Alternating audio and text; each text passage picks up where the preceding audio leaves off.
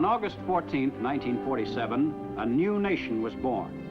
And several weeks later, the infant country, Pakistan, took its place among the free governments of the world in the family of United Nations. Carved out of the subcontinent of India, Pakistan ranks 5th in population among the countries of the world. Its land area is split into 2 non-contiguous geographical units in the eastern and western sections of what had been Britain's Indian Empire. For thousands of years, even before the time of Alexander the Great, the Khyber Pass has been the traditional gateway to the subcontinent. Today, this ancient route of the invader leads to the border of the free nation of Pakistan. Centuries before the birth of Christ, the Khyber Pass was one of the most important trade routes between Central Asia and India. Caravans still traverse the passage in much the same manner as they did 2,000 years ago. Along the route, fortified villages offered secure shelter to travelers who were under constant threat of attack by marauding tribesmen. Most of the traveling bands that set out to make the difficult trip across the craggy defile were usually well loaded with goods that could bring a considerable price once their destination was reached. As elsewhere in Asia, religion has been a dominant influence in the area which is now Pakistan. After the creation of the new Muslim nation, believers in Islam poured in from India in great numbers.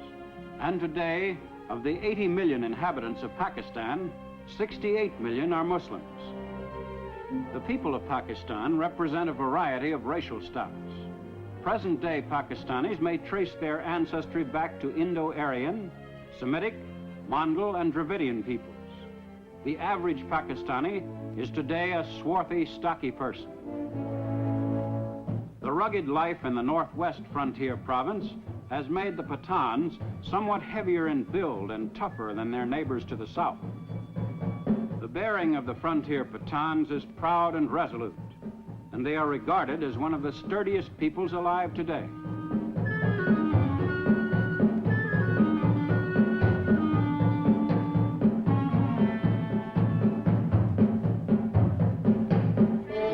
But throughout most of Pakistan, the people lead a less vigorous life. The great majority of Pakistanis live in rural areas. Their daily pattern of existence varies little from the life of their ancestors on the same land generations ago.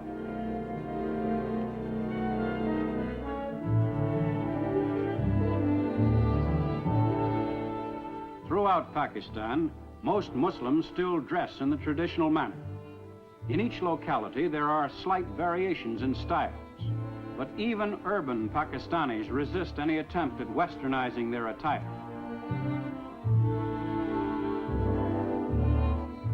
Some women still cover themselves from sight with the ancient burqa. Everywhere, the face of this young nation today gives evidence of its religious heritage, from which the country derives its strength and unity.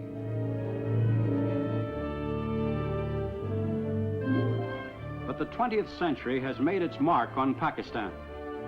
Karachi Airport, one of the largest airfields in Asia, is a regular stop on the airline schedules of 7 nations.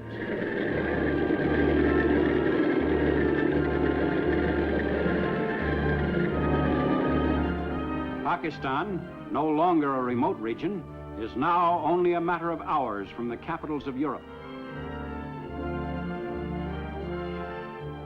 The effects of this link with the world at large are most noticeable in the streets of Karachi, capital city of the young nation. Here, the ancient traditions and customs of the Orient are mixed with modern Western innovations. Seat of the government of Pakistan, Karachi is the hub of an actively functioning democratic state. For Pakistan today is a forward-thinking nation. In the new age of enlightenment, Pakistan's achievements and problems are broadcast to all parts of the land. No longer must Pakistanis be uninformed of their country's development and place in international affairs. Even in the field of journalism, Pakistan has a rich background to draw on and a firm tradition to uphold. In an age in which propaganda is triumphing over truth in many parts of the world, Pakistan boasts complete freedom of the press.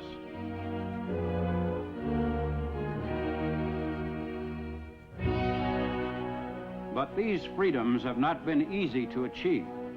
Pakistan's history to date has been far from smooth.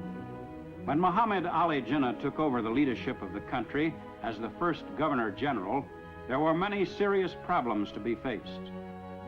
The task of rehabilitating the masses of Muslims who had migrated to Pakistan was second in importance only to the deteriorating political relations between Pakistan and neighboring India, also freed from British rule. The open hostility between India's Hindus and Pakistan's Muslims made the new Muslim nation's first years very difficult ones.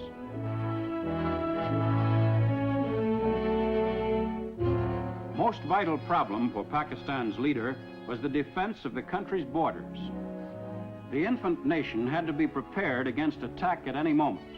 Pakistan's very existence depended largely on adequate military strength, should the dispute with India assume uncontrollable proportions. Well-trained and equipped, the Pakistan Army remained ready to fight immediately should an aggressor threaten the freedom of the country. To support a military force considered adequate by the government, Pakistan must spend 62% of its national budget.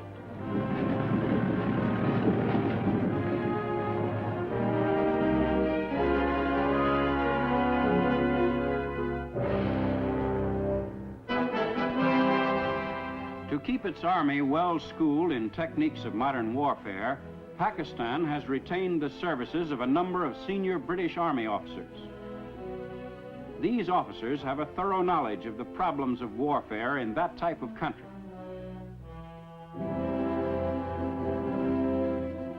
As a second line of defense, Pakistan has encouraged voluntary enlistments in its National Guard, equipped and trained under the supervision of the Pakistan Regular Army. Formation of the National Guard met with such enthusiastic public response that recruiting centers were besieged by volunteers, anxious to play an active part in their country's defense.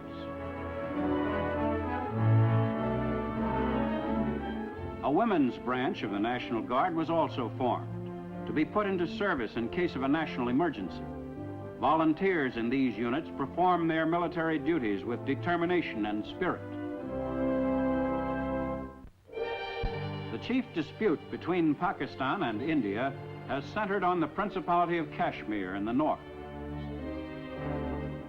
Famed for its beauty and bracing climate, Kashmir has long been the leading resort area of the Indian subcontinent.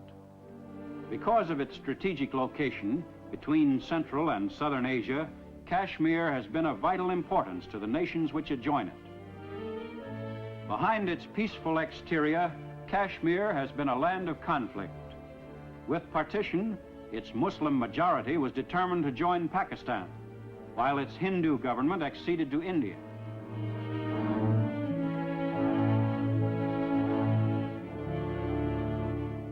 After months of military operations for control of the area, a ceasefire agreement between Pakistan and India was put into effect in January 1949 through the United Nations.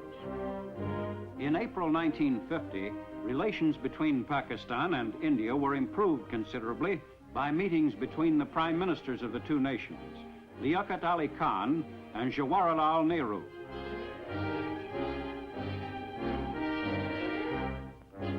Disputes over the disposition of territory are not the only perplexing questions. West Pakistan is one of the most extensively irrigated areas in the world, but the headwaters of the rivers which feed that system are in Kashmir and in India. If the principal flow of these rivers were lost to Pakistan, large areas of the country now fertile would become arid. Should India divert the course of these rivers, Pakistan's irrigation system would become useless. Since Pakistan is chiefly an agricultural nation, such a move on India's part would be ruinous to the economy of the country as a whole.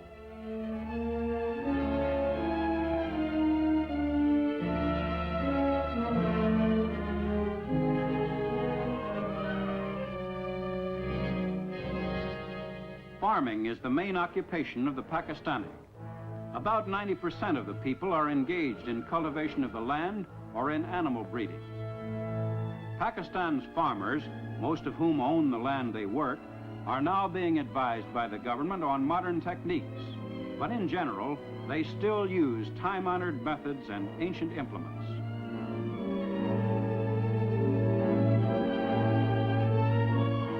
Food crops play a most important role in Pakistan's economy. Wheat is the principal food crop of West Pakistan, which raises 99% of Pakistan's total of more than 3 million tons a year. This production is more than sufficient for the needs of the entire country, and the balance of the crop, some 600,000 tons, is available for export. More than 3/4 of Pakistan's total area under cultivation is devoted to the raising of food crops. Most of Pakistan's 80 million people live in villages which range in size from a population of a few hundred to several thousand. Each villager, by nature an individualist, takes an important part in the life of the community. In most cases, the village is self-sufficient. All minor disputes come before the village council, chosen by the villagers themselves. The council selects a headman from among the group, and when a puzzling local problem must be settled, the council meets in open session. A villager may accuse a neighbor of grazing cattle on his land, and the defendant must explain his side of the case to the council.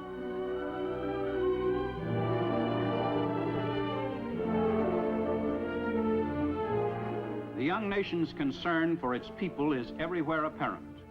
In the smallest villages, schoolmasters are at work combating illiteracy, teaching the children the fundamentals of the Urdu language. For Pakistan is determined that future generations shall be educated to assume the responsibilities of citizenship.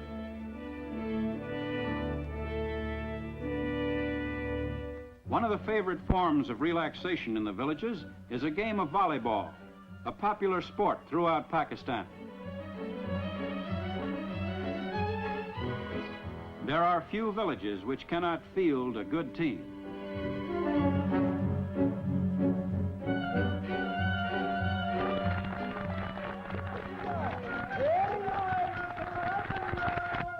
And once the chores of the day are finished, the villagers can enjoy the tunes of itinerant musicians who roam the countryside, entertaining the people who work the soil.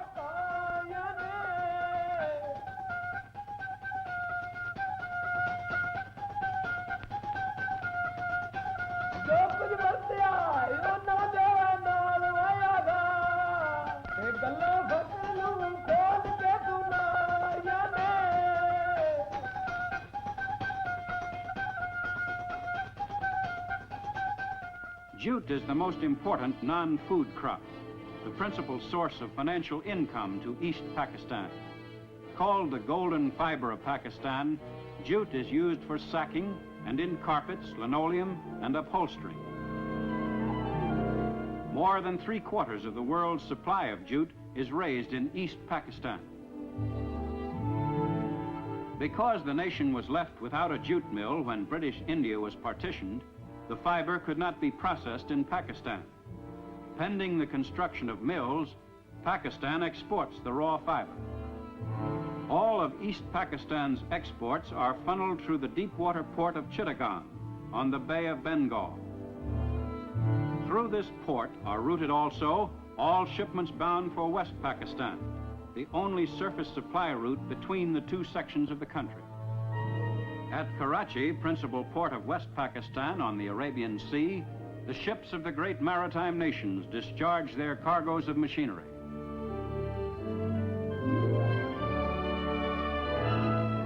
Pakistan is one of the few countries of Asia which have a favorable balance of trade with the hard money nations of the world.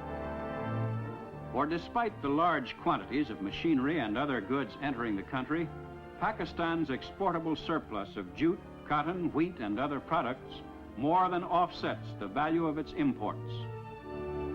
Transportation facilities to the interior are being improved steadily. Track trains like the Pak Mail Express link the major cities of Karachi, Lahore, and Peshawar.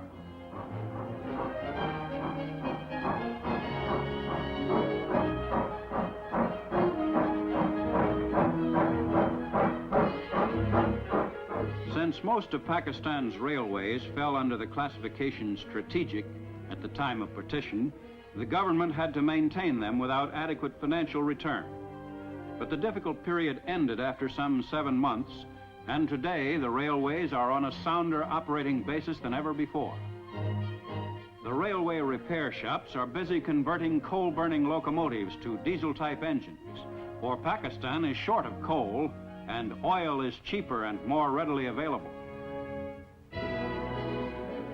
Pakistan's concern with its progress and future course of action was epitomized by Prime Minister Liaquat Ali Khan. We will never allow our freedom to be taken away. We shall fight aggression wherever it may be. And Pakistan shall cooperate with all those countries who want peace in the world and progress of mankind. To protect that peace and to achieve that degree of progress, the people of Pakistan are united in their resolve to work ceaselessly. For Pakistan is building for the future, and each Pakistani has a stake in that future. The people of Pakistan today are certain that their young country will grow and prosper, and will, in the years ahead, continue to win the respect of the other free nations of the world. Time marches on.